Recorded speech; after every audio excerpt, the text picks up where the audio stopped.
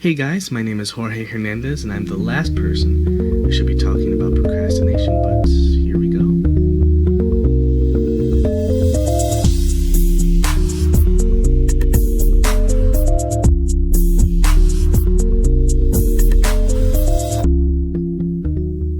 Chances are, if you procrastinate a lot, there are three key factors. It hasn't really affected your performance, but still stresses you out. You have low standards for your work, so maybe you constantly reassure yourself that a particular task was good enough for being last minute. Or you find that particular activity mundane or boring. Here are 4 things that I do to help myself with this issue. I'll be explaining things in terms of schoolwork, but the same mentality can be applied to the workforce as well. Step 1, acknowledgement. So you need to remember a few things here. You are capable of a lot and should be proud of your work. It's important to acknowledge that a pretty good for the time spent kind of project is still just a poorly done project. If our brain doesn't recognize this as a failure, we won't learn from it, and we'll keep repeating the same mistakes. And even if you are still getting good grades, acknowledge that you could be doing even better, and strive for that. But that can be hard to do, so here's step 2, setting goals. How can our brain distinguish a shortcoming from a success if we have no metric to compare? Goals are important in growing as a person, in defeating procrastination, I guess. I encourage you to set your goals as high as reasonably possible, because setting your standards too low won't be doing you any good. Now, these goals have to be realistic. While flying to the moon on a homemade rocket by tomorrow is an impressive and ambitious goal, it's not very realistic. SMART goals are amazing if you aren't sure if your goals are too ambitious or not enough. The idea here is you have a specific goal that is measurable, and it must be achievable or attainable within a given time, and it is relevant to the goal.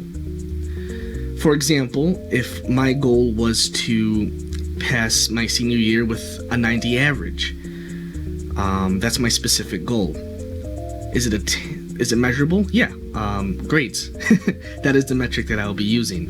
What's the time limit? The school year, I guess. Yeah. What steps do I need to take to make that achievable? What attainable steps are there? Well, I have to pass each of my classes. I need to study. I need to do homework. And are those steps relevant to my goal? I'd say so. I find that just doing this once isn't really enough to help me out, so I'll repeat the process for each step, for each attainable step, maybe 2, 3, or 4 iterations before I have a very detailed plan. So let's say I take one of the steps, pass each of my classes. I'll break it up into English class, Chinese, whatever classes I have, calculus or something. And then I'll say, okay, so how can I pass this class? I can study, do the homework, I can work hard on projects.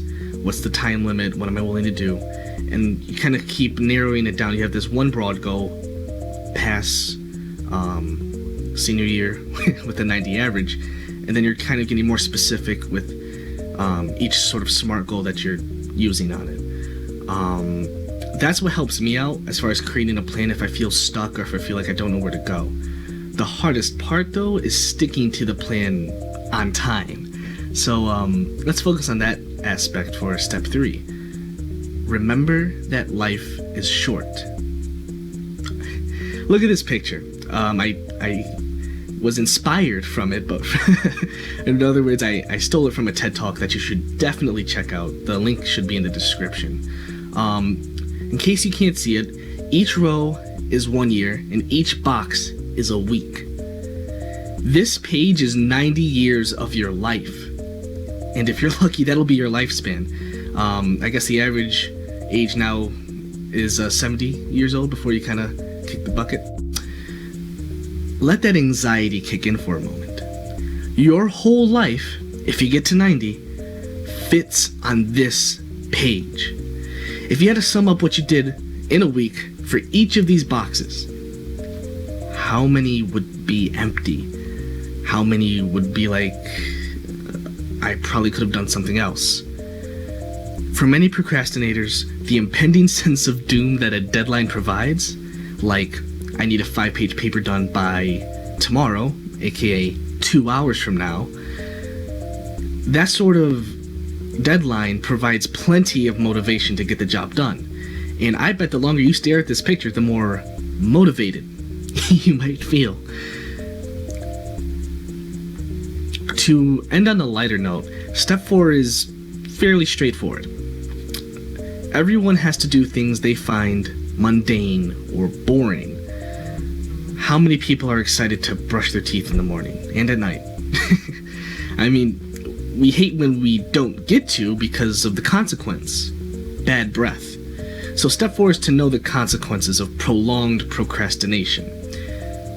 1, people notice, and typically don't equate procrastination with competence, meaning you might miss out on some opportunities that you might find enjoyable. Low self-esteem probably has something to do with lowering one's standards. You probably don't think that you can put out good work because you're constantly falling behind the excuse of, it was good enough for being last minute. Poor decisions. Many would argue that procrastinating itself is a poor decision, but when you're in a crunch of time, you can't really think about things clearly. You just want to get something done. But, maybe you'll luck out here and there with a good decision. And stress. I mean, anybody who's procrastinated more than once can tell you that it's very stressful. There's nothing new here.